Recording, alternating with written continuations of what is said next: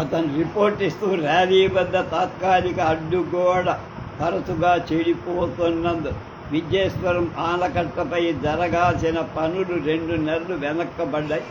Rally ఆనకట్ట దిగువ చెక్కపడని బండరాతి కట్టుతో చపటాన్ని త్వరగా జరుగుతోందని, ఇంతలో కష్టాలు గట్టెక్కాయని ఊహించారు. పాపం ఆ నదీమ తల్లి తన గమన స్వేచ్ఛకు అడ్డు తగిలిన వాడు అష్ట కష్టాలు కల్పించి ముప్పు తిప్పలు పెట్టక తప్పుతుందా? జూన్ 17వ తేదీ సోమవారం. అప్పటికి వారం రోజుల నుండి గోదావరి పొంగుతూనే ఉన్నది. ఆనకట్టపై 10 అంగుళాల ఎత్తున నీరు పారుతూ ధవళేశ్వరం ర్యాలీ ఆనకట్టల యొక్క అడుగు తలుపుల నుండి మహావేగంతో నీరు బయటికి వస్తోంది.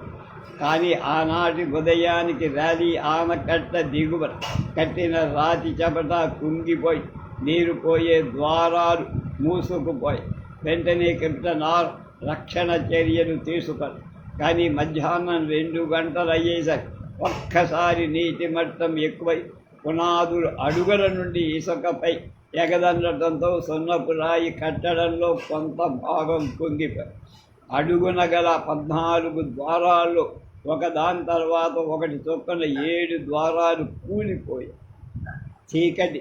దీనికి గల కారణం సున్నములో రాతి కట్టడం 25 అడుగుల వెడల్పున మాత్రమే అది చాలదు.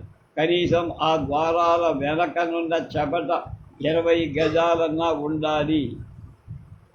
అది కాక చెక్కబడిన బండరాతి కట్టడం కూడా చాలదు. ఇప్పుడున్న 10 అడుగుల 10 అంగుళాల ఆనకట్ట ఎత్తుకే ఈ రాతి కట్టడం చాలనప్పుడు ముందు 14 అడుగుల ఎత్తుకు ఆనకట్ట వస్తే అది చాలుతుందా?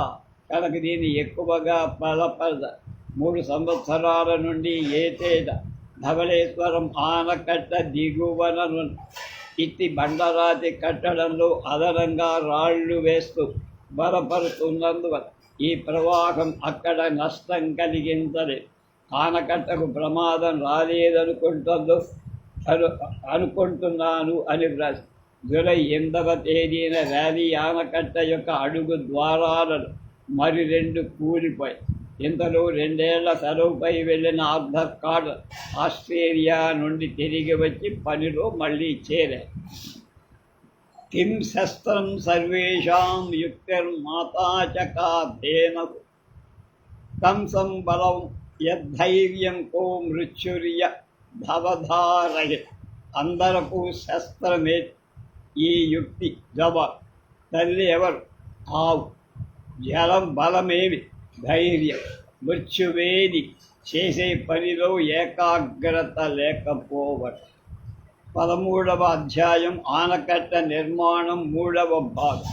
1850 జూలైలో సెలవు నుండి ఆర్థర్ కాటన్ తిరిగి వచ్చాక కొన్నాళ్ల వరకు ఆనకట్టలో అంతవరకు జరిగింది ముందు జరగాల్సింది. మధ్య మధ్య గోదావరి తెచ్చిపెట్టిన తిప్పలు, వాటిని గట్టెక్కగల మార్గాలు మొదలైన వివరాలంటినీ పూర్తిగా గ్రహించి 2 పట్టుదలతో ఆనకట్టను సాధ్యమైనంత త్వరలో శాశ్వతంగా నిర్మించేటట్టుగా కార్యక్రమాన్ని మునిగా. వెనకటి మేజర్ హోదా నుండి కర్నల్ హోదా అతడు వచ్చాడు. 1850 డిసెంబర్ 12వ తేదీ ఒక నివేదిక పంపుతూ అందులో విద్యేశ్వరం ఆనకట్ట పొడిగించాల్సిన అవసరం ఉన్నదని, దానికై కొంత ఖర్చు అవుతుందని మంజూరు చేయమని 1851 ఫిబ్రవరి వరకు ప్రతిపాదనకు ప్రభుత్వం నుండి ఆమోదం రాల. జూన్లో గోదావరి పొంగక పూర్వమే మధ్యనున్న 3 నెలలు ఆ పని పూర్తి కావాలి. కానీ ప్రభుత్వ ఆమోదం రాదు. ఏం చెయ్యగలడు? కానీ ఎంతలో మరొక ఆలోచన వచ్చి ఇది వరకులో విద్యేశ్వరం వద్ద గల బండరాతి చపట తరచుగా కుంగిపోతాయి. ఆనకట్ట పై నుండి పొర్లిపడిన గోదావరి యొక్క ఒత్తిడి విపరీతంగా ఉంది కనుక ఆ బండరాతి చపటాపై మునిపటి కంటే పెద్ద పెద్ద రాళ్లను ఎక్కువగా దగ్గరగా పెట్టి బలపరిస్తే ప్రవాహం ఒత్తిడి వల్ల ప్రమాదం ఉండదనుకో. దీనికి తోడుగా లోగడ బదులుగా ఉంచబడిన రాళ్ల చపటాపై ఆనకట్టకు 12 గజాల దూరం 2 గజాల మందలు ఆ ఏటవారు రాతి చపట ఏప్రన్ గొడవును దళసరి గోడ కూడా కట్టదలిచారు. ఆ ఏడాది నవంబర్ 14వ తేదీన గోదావరి వరదలు తీసిన తర్వాత ఒక జాబులో విజయేశ్వరం ఆనకట్ట పొడిగించాలని లోగడ ప్రతిపాదన పంపా. కానీ అది అనవసరమని ఇప్పుడు అర్థమైపోయింది. కెప్టెన్ ఆర్ చాలా దూరదృష్టితో కష్టపడి వేసిన బండరాతి చపట ఈ ఏటి వరదలకు ముందు బాగా బలచినందున ఏ ప్రమాదం రాలేదు. ఈ విషయానికి తమ సమాధానం ఇస్తూ 29 జనవరి 1852వ తేదీన తిరిగి అందులో విజయేశ్వరం ఆనకట్ట మొదట ఎందుకు కొరతగా కట్టారు అని ప్రశ్నించగలరు. మిగిలిన ఆనకట్టలు కట్టినట్టే దీన్ని కూడా ఆయా భాగాలు గోదావరి పారిడి నీటి వేగం కంటే విజయేశ్వరం ఆనకట్టపై పొర్లి పారే నీటి వేగం అధికంగా ఉన్న ఆనకట్టకు అటు ఇటు ఉన్నట్టుగా ఎందుకు కోరుకొని లేకపోయారు అడగవచ్చు. కానీ అక్కడి గట్లలోని మట్టి స్వభావం ఎవరైనా చూస్తే ఈ అనుమానం రాదు. ఆ గట్టు రాతి కంటే బలంగా ఉండదు. అక్కడి భూస్వభావం అది. కనుక నీటి పాయ యొక్క వెడల్పు ఎంత ఉన్నదో అవి ప్రధానంగా గణన చేయటం కంటే ఆ స్థలంలో అది నిండుగా పొంగి పారేటప్పుడు ఎంత ప్రవాహ వేగం ఎంత నీటి ఒత్తిడి ఉన్నదో లెక్కకు తీసుకో. బండరాతి చపటాను విశేషించి బలపరిచినందుకు విజయేశ్వరం ఆనకట్టను పొడిగించలేదు అని వివరం ఇచ్చారు. ఈ ఆనకట్ట బదులు కేవలం కొత్తవి అవటం చేత గోదావరి వావి వరసలు సరిగా అర్థం కానందున పొరపాటు జరగటానికి అవకాశం. జరిగిన ఒక పొరపాటు లేదా తప్పుగా చేసిన ఒక ఆలోచన సహజంగా సవరించుకోవడంలో ప్రత్యేకత లేదు. కానీ తన పొరపాటును ఒప్పుకోవడం వ్యక్తిత్వం ప్రతిబింబిస్తుంది. అది మహనీయుల ప్రతిభకు గీతుడు. 1851లో ర్యాలీ ఆనకట్ట వద్ద అడుగుల తలుపులు ఆనకట్టకు తుది మొదలు మెరుగులు మొదలైనవన్నీ పూర్తి చేసి చివరకు 31 మార్చి 1852 నాటి ఆర్థిక సంవత్సరం చివరిలో గోదావరి ఆనకట్ట నిర్మాణం పూర్తయింది అని 1852 ఏప్రిల్ 14వ తేదీన ప్రభుత్వం వారికి కాటన్ తెలియజేసి ఆ నివేదికలో కెప్టెన్ ఆర్ హచిన్సన్ తన కలిసి వెలిబుచ్చిన అభిప్రాయాలు వేరువేరు పనులపై వివరాలుగా ఉన్నాయి. ధవళేశ్వరం వైపు నుండి విజయేశ్వరం వైపుగా ఆనకట్ట పరిస్థితి ఇలా చెప్పారు. ధవళేశ్వరం బ్లాకు బాగా ఉంది. మొదటి నుండి ఇవాల్టి వరకు గల 5 ఏళ్లలో దీనిపై బాగు చేతకు ఏ ఖర్చు కారాలేదు. లాకుల తలుపులు పనితనం మెచ్చుకోదగింది. ఈ పనిలో కెప్టెన్ హచిన్సన్ సాహసించిన పాత్ర చాలా గణనీయం. 15 అడుగుల వెడల్పు 23 అడుగుల వెడల్పు గల తలుపులు చేసి చక్కగా అమర్చి పెట్టడం అంత తేలికైన పని కాదు. 2 ప్రధాన ద్వారం హెడ్ స్లూయిస్ మరమ్మతులకు రాల. అడుగు తలుపులు కరుజులు ద్వారాలు బలంగానే ఉన్నాయి. కానీ ఇక్కడ 2 చిక్కులు వచ్చాయి. గోదావరి వరదలో కర్ర కలప కొట్టుకొని వచ్చి ద్వారాల కడ్డంగాని ప్రవాహానికి ఆటంకం కలిగిస్తారు. దీని సరి అయిన నివారణ ఉపాయం కనపడదు. అయినా లాకులకు ద్వారాలకు ఎదురుగా కర్ర దుంగలతో నీటిలో వేలాడి ఒక దడి వంటి దాన్ని తయారు చేసి ఆనకట్ట చివరి నుండి నది గట్టు వైపు 2 ఇనుప స్తంభాలకు కట్టి ఉంచిదే. ఎక్కువ తగ్గులు ఉన్న గోదావరితో పాటు ఈ దడి కూడా క్రిందకు మీదకు మారుతూ నీటిలో కొట్టుకొని వచ్చే కర్రలు అడ్డగలదని నేను భావిస్తున్నా. ప్రయత్నించి చూడగలను అన్నారు. బి. 2వ బాధ గోదావరిలో నీరు ఎక్కువగా ఉన్నప్పుడు అడుగు ద్వారాల తలుపులు మోయటం కష్టంగా. కెప్టెన్ హచిన్సన్ ఒక సహాయ యంత్రాన్ని ఆలోచించారు. సహాయ యంత్రం అది అమర్చి చూడగలను. ధవళేశ్వరం 4వది ఆనకట్ట రెక్క గోడలతో సహా 1848లో 9 అడుగుల ఎత్తున కట్టబడ్డాయి. తొలి 7 దానిపై విచ్చలవిడిగా గోదావరి పొర్లి పారిన సున్నం నాణ్యమైనందువల్ల కట్టడానికి ముప్పు రాలు. కానీ ఆనకట్ట ఎదుటి గోడ అడుగు నుండి నీరు పైనున్న రాతి కట్టులకు ఎదురుగా తన్నటంలో పడమటి రెక్కల గోడ దగ్గరగా కొంత భాగం దెబ్బతి నదిలోనికి ఎక్కువ దూరం తొచ్చుకొని వస్తున్నట్టు లంక గట్టును కట్టినందువల్లనే ఈ ప్రమాదం జరిగింది. కానీ వరదకు రాకపూర్వం 1800 గజాల పొడవైన ఆనకట్టను పూర్తి చెయ్యాలని తహం. దానికోసం సున్నపు రాతి కట్ట యొక్క పొడవును తగ్గించి పోయిన లంకగట్ట మట్టితో పొడిగించాల్సి వచ్చింది. సరే, ఆ తర్వాత సంవత్సరం ఆనకట్ట పొడవు 200 గజాల మేరకు పెంచాం. దానిలో లోపాలని సర్దుకొని చెక్కిన రాతి కట్టడంలో ఆనకట్ట ఎత్తు 12 అడుగుల వరకు పెంచబడి, ఇక రాళ్లలో కొన్ని మెత్తగా ఉన్నందున ఇసుక కంకర కలిసి నీటి రాపిడికి అదిగిపోవటం కనపడి దానికి బదులుగా గట్టి రాళ్ళు అమర్చాము.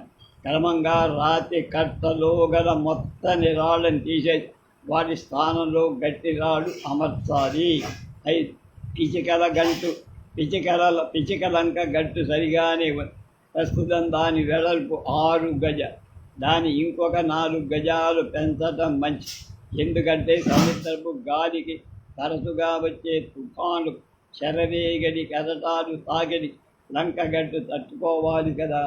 6 ర్యాలీ ఆనకట్ట ఇదే ఎన్నో పర్యాయాలు దెబ్బతిని ఎంతో చికాకు నష్టం కలిగించిన భాగం. సామాన్లతో పడవల రాకపోకల సారినంత నీరు ఎప్పుడూ గోదావరిలో ఉండేటట్లుగా తాత్కాలికమైన రాతి గట్టను గోదావరికి అడ్డంగా ఎన్నోసార్లు కట్టారు. ఎన్నోసార్లు వరదలకు చెడిపోయాయి. దానివల్ల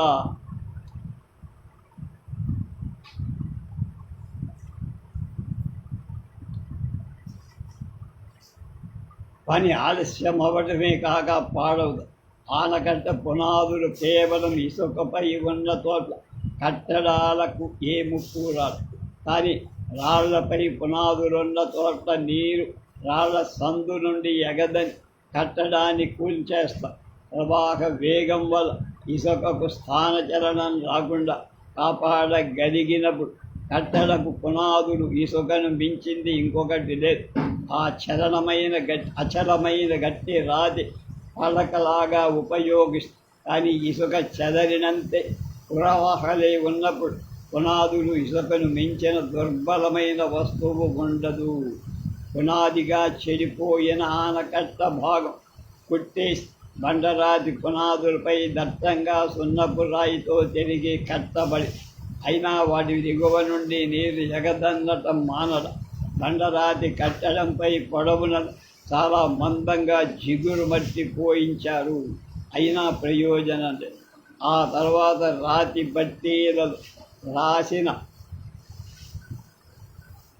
రాతి ముక్కలు జిగురు మట్టి కలిపి రాళ్ల సందుల్లో దట్టి మూసి బండరాతి వరుసలను బలపరిచారు.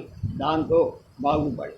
కానీ రాతి బట్టి క్వారీలోని రాతి ముక్కలలో జిగట మట్టికి బదులు గోదావరి లంకలు ఒండ్రు మట్టి కలిపితే బాగుంటుంది. రాళ్ల సందులోనికి ఏమాత్రం నీరు ప్రవేశించడానికి 7 అడుగు తలుపులు కలుజులంట. అవి 1850లోనే ధ్వంసం అయిపోయాయి. ఎదుటి గోడ స్వల్పంగా ఉండటం చేత పునాదుల కింద గట్టిన నూతులలోని మట్టిని నీరు కోసివేయటం చేత తలుపులు కూలిపోయి ఉండదు. ఇక్కడున్న ఎదుటి గోడ ధవళేశ్వరం దగ్గర అడుగు తలుపుల ఉన్నంత వెడల్పుగానే అయినా ర్యాలీ వద్ద దుస్సంఘటన ప్రాప్తి. ఇప్పుడు ఈ తలుపులు తిరిగి కట్టడంలో తలుపులు ముందున వెనక ఉన్న గోడలు బాగా వెడల్పు చేసి ఎదుటి గోడకు పునాది నూతలు 2 వరుసలలో కట్టుదిట్టం చెయ్యటం జరిగింది. ర్యాలీ లాకు బాగానే పనిచేస్తుంది. ర్యాలీ ముఖం హెడ్స్లో సరిగ్గానే ర్యాలీ గట్టు పిచికల లంకకు జరిగినట్టు దీన్ని కూడా వెడల్పు చెయ్య. మద్దూరు ఆనకట్ట 1948లో సగం పూర్తిగా ఆ ఏటి వరదలకు దెబ్బతి దాన్ని బాగు చేసి 1849లో 10.5 అడుగుల ఎత్తున కట్టడం జరిగింది. చెక్కిన రాతి కట్టడంలో నీటికి అరుగుదల ఎక్కువగా ఉన్నందున ఆయా భాగాల్లో పెద్ద పెద్ద రాళ్ళు ముఖం చెక్కకుండా తెచ్చి సున్నంలో కట్టిందన ప్రయోజనం కనబడి ఈ పనిని పూర్తి కావచ్చు. ఆనకట్ట ముఖం వైపున్న గట్టుపై ఇనుప రాటలను అమర్చవలసి ఉంది. మద్దూరు లంకగట్టు మిగిలిన లంకగట్టు మాదిరిగానే ఉంది. విజయేశ్వరం ఆనకట్ట, ధవళేశ్వరం ఆనకట్ట వద్ద ఉన్న నదీ గర్భం కంటే 2 అడుగులు పల్లంగా ఉన్న ఇసుక పడకపై ఈ ఆనకట్ట కట్టబడి, అంటే ఈ కట్టడంలో 2 అడుగుల పని అదనం జరిగినట్టుగా భావించబడి ఇది 1849లో తర్వాత వరదలకు కొంత భాగం దిగజారిపోయి ఆ ప్రమాదం తప్పించడానికి ఆనకట్ట 400 గజాల మేరకు పొడవు చేయాలని అనుమతి వేచి ఉండాల్సి వచ్చి బెంగాల్లోని అధికార కార్యాలయం నుండి అనుమతి రావాలి. ఇంతవరకు ఇంతవరకు పని ఆగిపోవడం తగ్గుతుందా?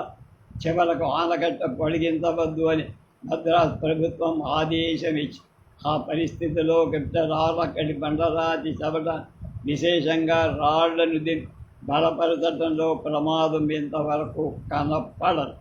14 విజయేశ్వరముల గట్టు మిగిలి వాళ్ళ గట్టుగానే ఉంది. అడుగు తలుపులు ఇక్కడున్న అడుగు ద్వారాలు గోదావరి నదీ భాగంలో లేక నది నుండి పారుతున్న ఒక చిన్న పాయపై కట్టబడినందున పెద్ద వరదల ప్రభావం దీనిపై అంతగా పడదు. కానీ గత సంవత్సరం భారీ సామాన్లు గల ఒక పడవ కొట్టుకుపోయి తలుపులకు తగిలి చిన్న ద్వారానికి నష్టం కలిగి దీన్ని బాగు చేయించాలి. ప్రధాన ద్వారం హెడ్ స్లోస్ మొత్త సక్రమంగానే, కానీ పొరపాటున ద్వారానికి 2 పక్కల గల ఇటుక గోడలు గాడి సన్నని కాలువ వంటి ద్వారా తలుపులు జారటానికి లేవటానికి వీలుండినట్టు ఏర్పాటు చెయ్యడం ఈ లోపాన్ని వెంటనే సవరించాలి.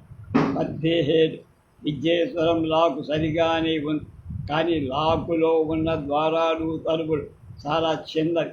లాకులో నీరు నిండటానికి విడబడటానికి ఎక్కువ కాలం తీసుకుంటుంది. వీటిని కూడా సరి. ఇంతటి విపులమైన నివేదికలో చివరలు తన అభిప్రాయం పునరుద్ఘాటన చేస్తూ ఈ గోదావరి ఆనకట్ట పనులు నాకు సంతృప్తిగా ఉన్నాయి. నిజానికి ఒక విజయేశ్వరం అడుగు తలుపులకు వచ్చిన చిన్న బాగు చేత చెప్పుకోదగిన మరమ్మతులేం రాదు. ఈ ఆనకట్ట ఇతర భవనాల వంతెన నిర్మాణం వంటిది కాదు.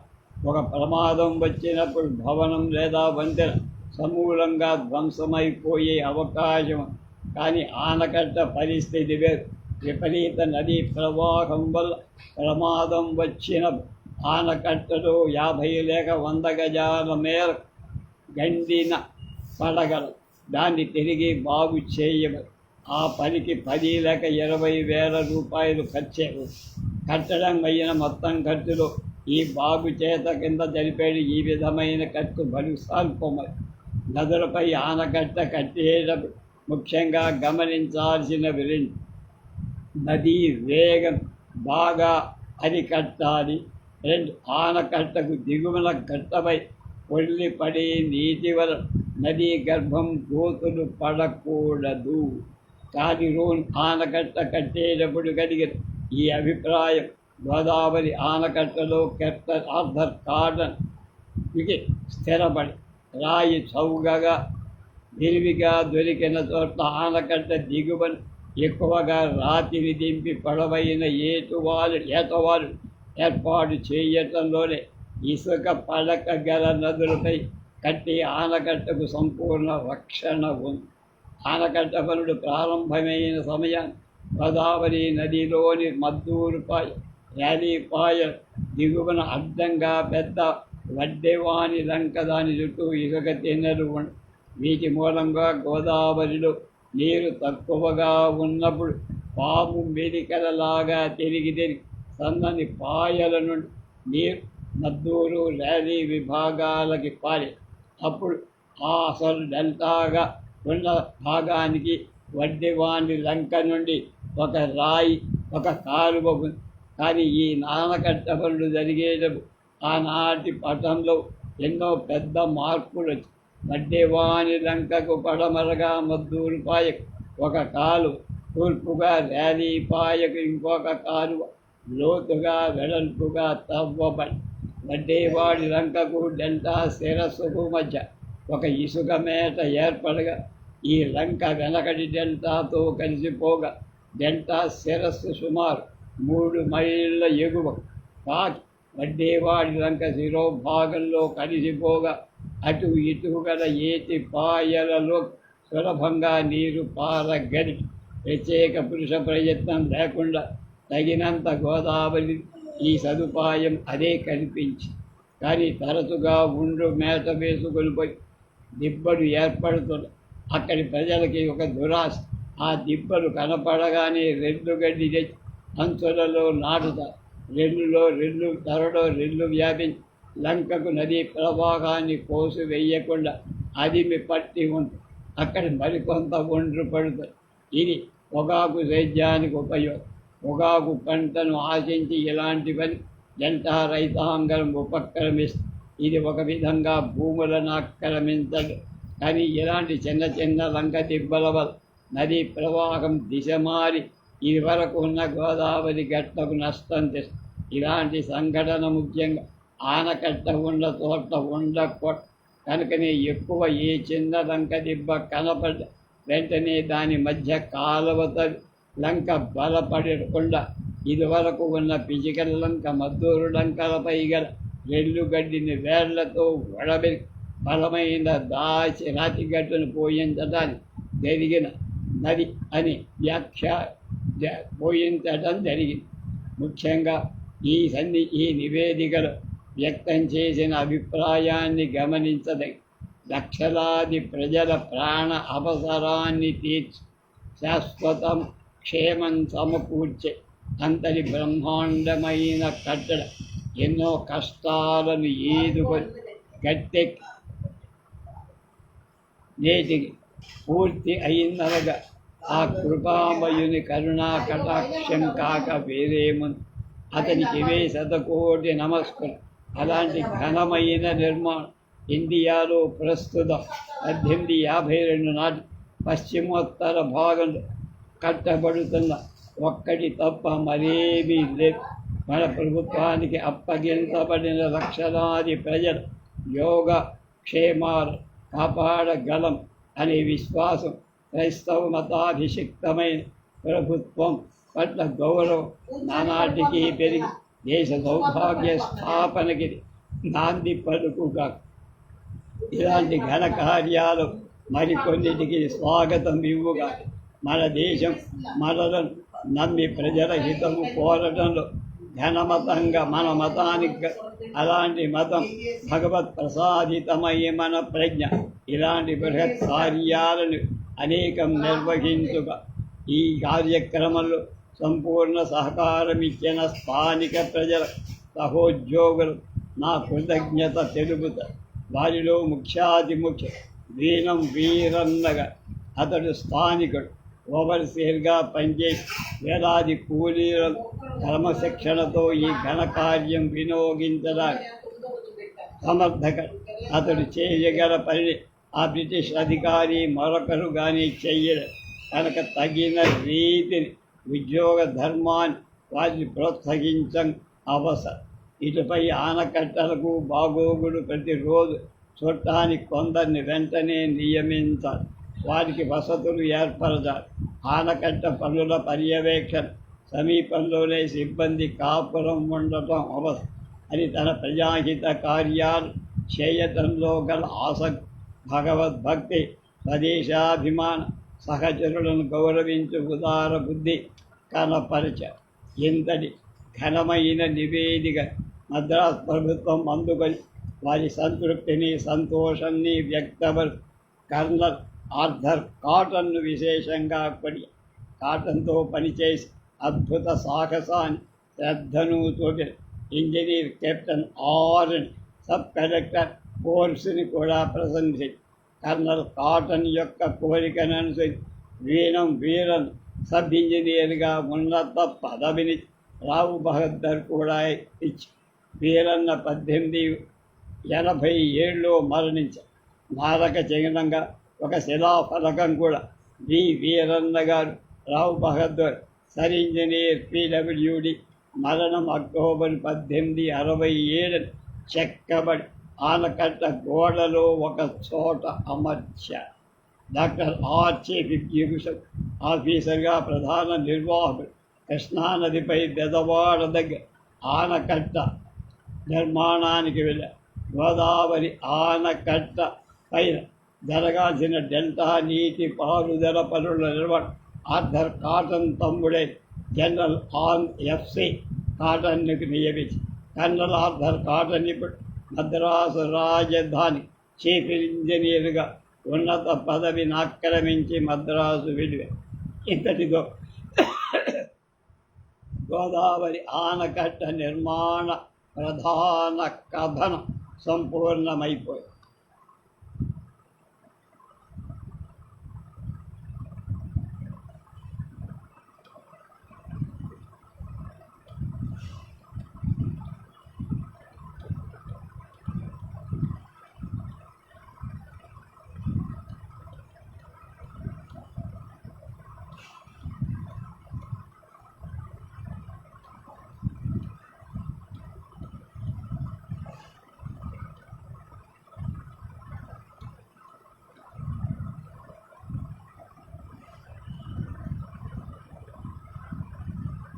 పద్నాలుగవ అధ్యాయం రేపు.